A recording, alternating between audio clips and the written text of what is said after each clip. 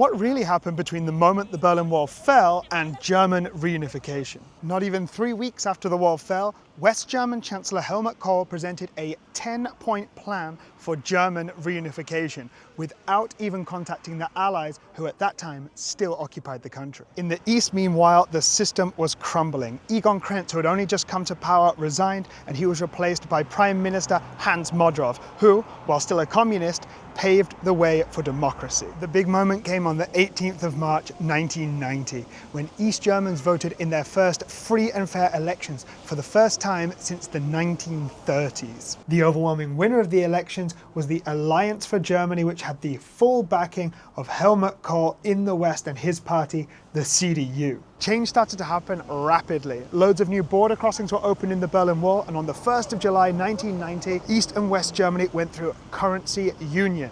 East Germans were given a special offer. They could swap their currency 1-to-1, 1 Ostmark for 1 Deutschmark. Political union would come next. On the 31st of August, both East and West signed the unification treaty in the Kronprinzenpalais on the Unter den Linden in the historic heart of Berlin. It was agreed that the German Democratic Republic, or East Germany, would dissolve and join the Federal Republic of Germany, or West Germany, on the 3rd of October 1990, only 33 days later. But what did the Allies make of this? Germany was still occupied at this time. Reunification wouldn't happen unless Britain, France, the Soviet Union, and the United States all agreed. And of course, these countries had legitimate fears over what a unified Germany could mean. The memory of 2 world wars was still relatively fresh. That's where the 2+4 treaty comes in. Signed on the 12th of September in Moscow, it allowed full sovereignty to return to Germany, but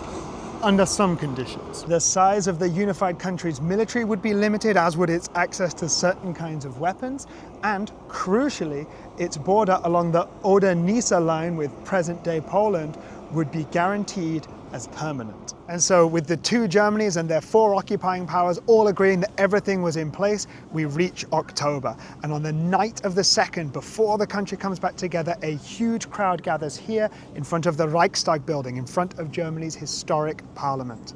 And at midnight, as the calendars flip over to the 3rd, there are fireworks, a great big German flag is raised, there's cheering, and Germany becomes one country again. And ever since then, the 3rd of October has been celebrated as a national holiday in Germany, the Day of German Unity.